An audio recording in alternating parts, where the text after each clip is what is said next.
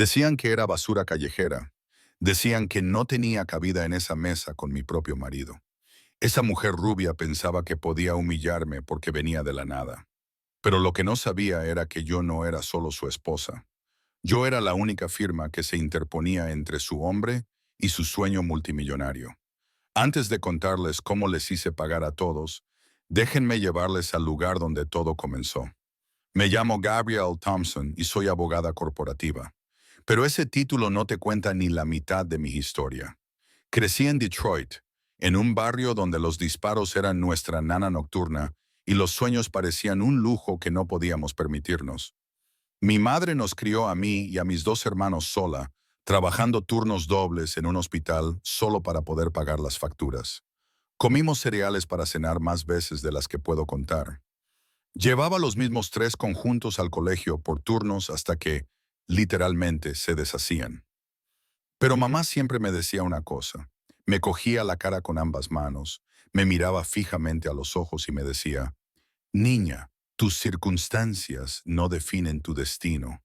Tú defines tu destino. Me aferré a esas palabras como a un salvavidas.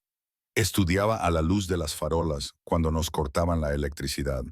Trabajaba en una tienda de comestibles después del colegio, ahorraba cada centavo y me pagué los estudios en la universidad comunitaria y luego en la Facultad de Derecho.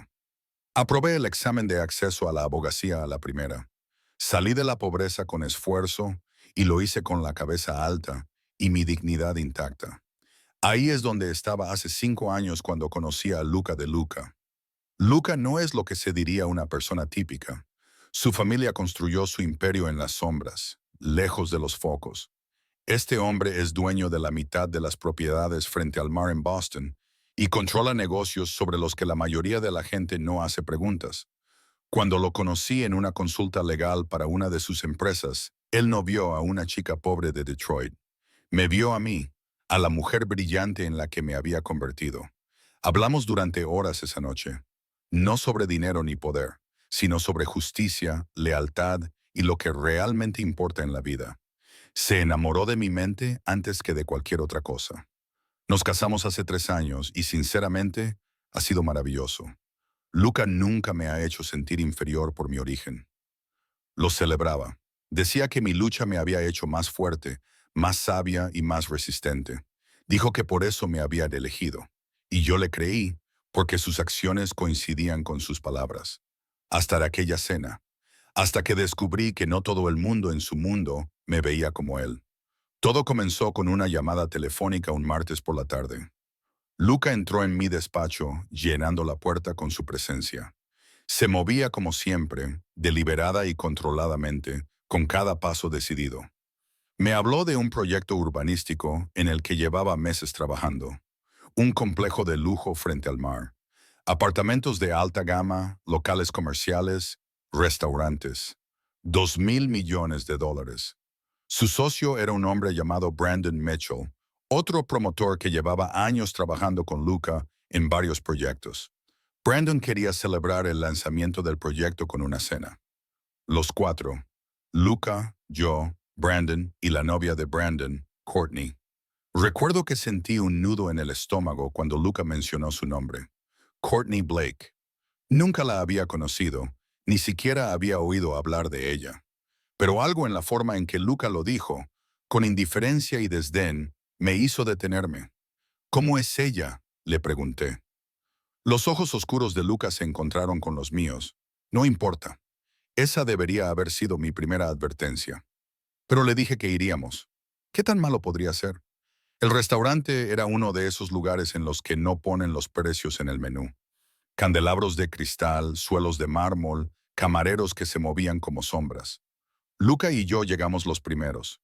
Llevaba un traje gris oscuro, perfectamente entallado, y un anillo de sello de oro en la mano derecha que reflejaba la luz de las velas. Nos sentamos en una mesa privada en la esquina trasera, lejos de miradas indiscretas. El tipo de mesa reservada para personas que prefieren la discreción. Brandon entró primero, alto, seguro de sí mismo, con una sonrisa cara.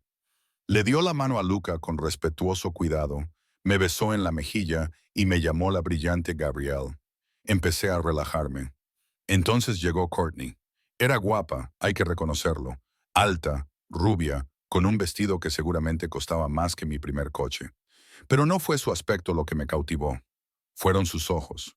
La forma en que me recorrieron como si fuera parte del mobiliario, y luego se fijaron en Luca como si él fuera agua y ella hubiera estado vagando por el desierto. Apenas asintió con la cabeza cuando Brandon nos presentó. No me dio la mano, no sonrió, solo dijo, hola, con voz monótona y se sentó frente a Luca. No frente a Brandon, frente a mi marido. La expresión de Luca no cambió, pero vi que apretaba ligeramente la mandíbula. Metió la mano debajo de la mesa y me apretó la mano una vez, un mensaje silencioso. Estoy aquí. Los primeros 20 minutos fueron de charla trivial. Brandon hablando del proyecto, Luca haciendo preguntas directas con esa voz baja y controlada que tiene. Bebí un sorbo de vino, tratando de ignorar la forma en que Courtney no dejaba de mirar a mi marido. Luego centró su atención en mí, y, sinceramente, hubiera preferido que siguiera ignorándome. Bueno, Gabriel, dijo con voz empalagosa, ¿dónde estudiaste? Se lo dije con orgullo, a la escuela comunitaria y luego a la Facultad de Derecho. Su expresión fue como si le hubiera dicho que había obtenido mi título en una caja de cereales. ¿Universidad comunitaria? Se rió con un sonido agudo y cruel. Qué ingenioso por tu parte. Por la forma en que dijo ingenioso, se diría que quería decir patético. Luca dejó su copa sobre la mesa. El sonido fue suave, pero cortó la conversación como una navaja. Gabriel construyó su carrera desde cero, dijo en voz baja. Eso requiere más fuerza que comprar tu entrada. Su voz era tranquila, casi agradable. Pero había algo debajo, algo frío y peligroso que hizo que el camarero se detuviera a mitad de servir. Courtney no pareció darse cuenta, o tal vez sí lo hizo y pensó que era intocable. Empezó a preguntarme por mi familia, dónde crecí, a qué se dedicaban mis padres. Cada pregunta parecía una trampa, como si estuviera construyendo un caso para demostrar que yo no pertenecía a ese lugar. Cuando mencioné que mi madre trabajaba en un hospital, Courtney volvió a reírse. Ese mismo sonido agudo y cruel. El vino seguía fluyendo y Courtney seguía hablando. Hizo comentarios sobre mi vestido, preguntando si era vintage, que es el código de los ricos para decir viejo y barato. Señaló mi collar, una preciosa pieza que Luca me regaló por nuestro aniversario, y preguntó si era bisutería. La mano de Luca, apoyada sobre la mesa, se cerró en un puño. Brandon finalmente pareció darse cuenta de que la temperatura estaba bajando, pero siguió comiendo su filete, riéndose de vez en cuando de los comentarios de Courtney como si fuera encantadora en lugar de maliciosa. Entonces Courtney empezó a hablar del pasado de Luca, de las mujeres con las que había visto salir años atrás, mujeres elegantes de familias prominentes, mujeres que habían estudiado en las mejores universidades y conocían a la gente adecuada. No dejaba de decir adecuada como si fuera un arma, como si hubiera un tipo de persona adecuada y yo no lo fuera. Mientras hablaba, tocó el brazo de Luca y dejó que su mano se quedara allí. Lo miró con ojos grandes e inocentes, como si solo estuviera conversando. Pero todos sabíamos lo que estaba haciendo. Me estaba diciendo que yo era la elección equivocada, que Luca había bajado de categoría al casarse conmigo. Intenté desviar la conversación, saqué a relucir un aspecto legal de su proyecto de desarrollo que requería atención. Empecé a hablar de las leyes de zonificación y los requisitos para obtener permisos. Por un momento pensé que había encontrado un terreno seguro, pero entonces Courtney me interrumpió, con voz rebosante de condescendencia. Oh, qué bonito que entiendas estas cosas, como si mi título en derecho fuera un hobby, como si mi experiencia fuera adorable en lugar de valiosa. Fue entonces cuando la corregí, con calma, de manera profesional. Le expliqué exactamente por qué su interpretación de los requisitos legales era errónea. Le expuse los hechos, cité las leyes específicas y le dejé claro que sabía de lo que estaba hablando. Su rostro pasó de fingir dulzura a mostrar auténtica ira en unos 2 segundos. Se levantó tan rápido que su silla rozó el suelo. Todo el restaurante se quedó en silencio. Y esta mujer rubia con su vestido caro en esta mesa elegante, me miró y dijo las palabras que lo cambiaron todo. ¿Sabes lo que eres? Eres basura callejera. No perteneces aquí, no perteneces a esta mesa, y desde luego no perteneces a él. Señaló a Luca, alzando la voz. No eres más que un proyecto que él ha elegido para sentirse bien consigo mismo. Pero, al final, se dará cuenta de lo que todos los demás ven, que eres basura fingiendo ser un tesoro. El silencio que siguió fue absoluto. Sentí todas las miradas del restaurante fijas en mí. Sentí el peso de esa palabra. Basura. Me habían llamado cosas peores cuando crecí en las calles de Detroit, pero de alguna manera, aquí, en este restaurante caro, rodeado de cristal y velas, me dolió más. Me levanté lentamente. Mis manos no temblaban. Mi voz era firme. Disculpa, dije. No a Courtney, a Luca. Voy a salir a tomar el aire. Luca se levantó conmigo, pero le puse la mano en el hombro. Quédate. Termina tu reunión de negocios. Yo estaré bien. Sus ojos oscuros buscaron los míos. Luego asintió una vez, pero mientras me alejaba, le oí hablar. Su voz era tan baja que casi no la oigo. Esta noche has cometido un error. No iba dirigido a mí. Salí fuera y dejé que el aire fresco de la noche me diera en la cara. No estaba llorando. Estaba pensando, planeando, porque esto es lo que Courtney no sabía de mí. Las calles no solo me enseñaron a sobrevivir, me enseñaron a luchar con inteligencia, y estaba a punto de enseñarle exactamente lo inteligente que podía luchar. Esa noche me fui a casa y Luca llegó 2 horas más tarde. Me encontró en mi despacho, con los archivos esparcidos por el escritorio. Se quedó en la puerta, todavía con el traje puesto, con el olor a humo de cigarro impregnado en la chaqueta. Dime lo que necesitas, dijo simplemente. No una disculpa por el comportamiento de Courtney. No simpatía, solo una oferta de recursos. Así era Luca. Acción, no palabras. Información, dije. Todo sobre Courtney Blake. Él asintió con la cabeza. La tendrás por la mañana. Se dio la vuelta para marcharse, pero se detuvo. Gabriel, levanté la vista. Estaba equivocada, dijo él, con esa voz tranquila pero intensa que hacía que la gente le escuchara. No eres basura fingiendo ser un tesoro. Eres lo más valioso que tengo. Y no lo comparto. El expediente llegó a las 6 de la mañana, entregado por un hombre al que no conocía, pero que claramente trabajaba para Luca. Era grueso, detallado. El tipo de información que no se puede obtener con una simple búsqueda en Internet. Courtney Blake no pertenecía en absoluto a la alta sociedad. Había crecido en una familia de clase media en Ohio y se había reinventado a sí misma cuando se mudó a Boston. Había tenido 3 novios ricos diferentes en los últimos 5 años y en cada ocasión había interpretado el papel de novia perfecta, tratando de asegurarse un anillo o al menos una generosa indemnización por ruptura. Era una estafadora vestida con ropa de diseño. Y Brandon no era su verdadero objetivo. Era Luca. Ella lo había investigado, sabía que era más rico y poderoso que Brandon, y veía su asociación como una oportunidad para acercarse a él. Yo solo era un obstáculo en su camino. Por eso intentó humillarme. Pensó que si conseguía que Luca me viera como alguien inferior a él, como alguien vergonzoso, él empezaría a dudar de nuestro matrimonio. Empezaría a verla a ella como la mejor opción.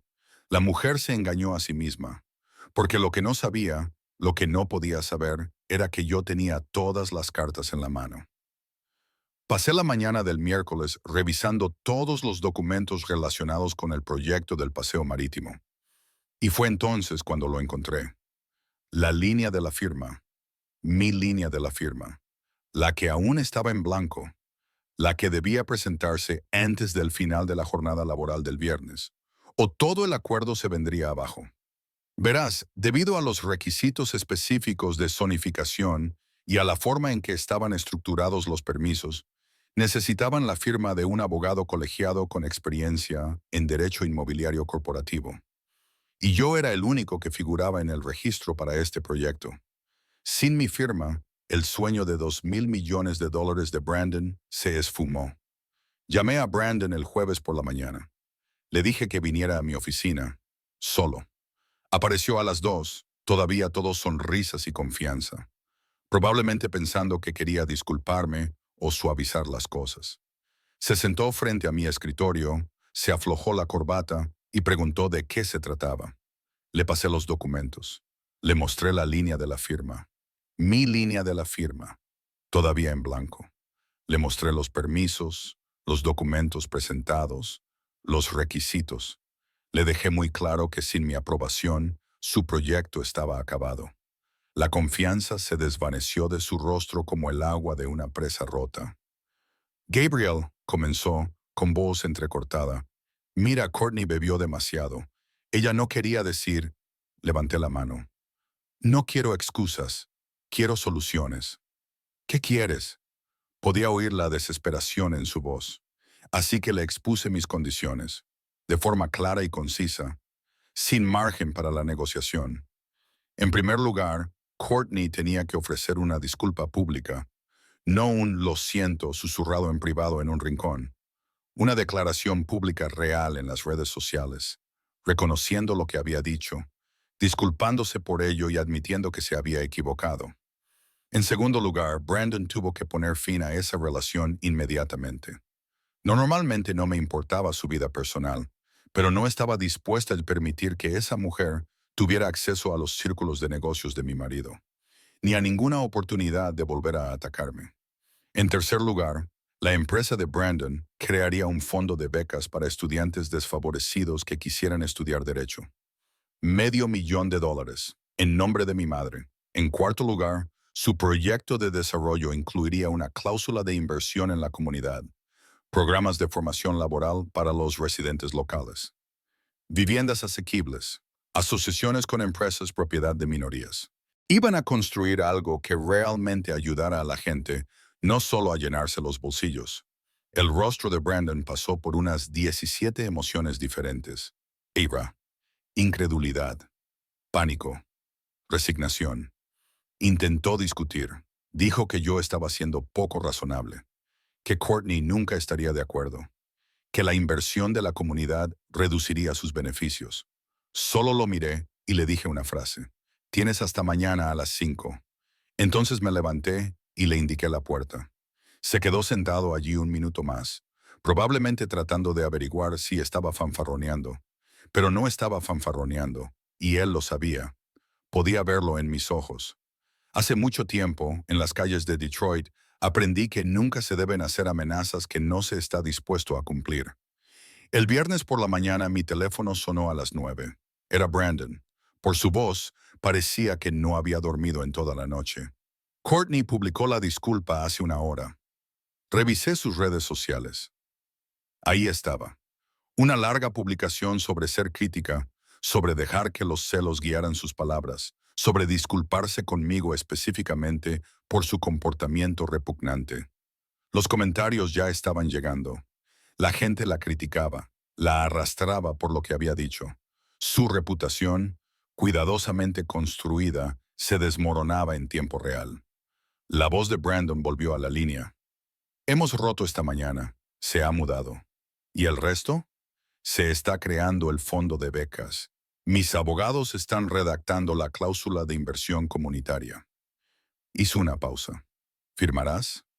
Dejé que se quedara sentado en silencio durante un largo rato.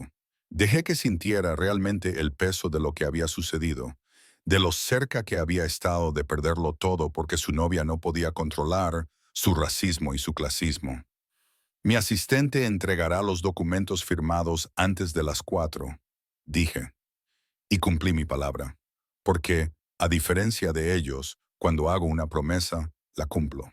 Esa noche, Luca y yo nos sentamos en nuestro balcón, contemplando las luces de la ciudad. Él sirvió 2 vasos de whisky y me ofreció uno. No hablamos durante un rato, simplemente nos sentamos allí en un cómodo silencio. Finalmente, se volvió hacia mí. Lo has manejado bien. Lo manejé de la única manera que pude. No. Sus ojos oscuros mostraban seriedad. Podrías haberme dejado encargarme yo, pero decidiste no hacerlo. Lo miré. ¿Qué habrías hecho? Se quedó callado un momento. Luego, Con ese ligero toque de peligro en su voz, dijo simplemente, algo permanente. Le creí, pero esa no era mi forma de actuar. Ella tenía que entenderlo, dije, no desaparecer. Tenía que darse cuenta de que subestimarme había sido su mayor error, y tenía que vivir con esa certeza. Lucas sonrió, algo poco habitual y sincero. Por eso te elegí. Luchas con más inteligencia que nadie que conozco. Me atrajo hacia él, con la mano apoyada en mi nuca. No eres basura callejera, Gabrielle. Eres una reina que conquistó las calles, y luego conquistó todo lo demás. Verás, esto es lo que gente como Courtney nunca entenderá. Ella pensaba que yo era basura callejera porque venía de la calle, pero lo que no sabía es que la calle me enseñó todo lo que necesitaba para sobrevivir en su mundo. Me enseñaron a luchar, me enseñaron estrategia, me enseñaron que la dignidad no tiene que ver con tu procedencia, tiene que ver con quién eres cuando alguien intenta arrebatártela. Courtney me miró y vio a alguien inferior a ella, alguien a quien podía humillar y despreciar, pero se olvidó de ver a la abogada, a la estratega, a la mujer que había salido de la pobreza siendo más inteligente, más fuerte y más decidida que todos los que intentaban mantenerla oprimida.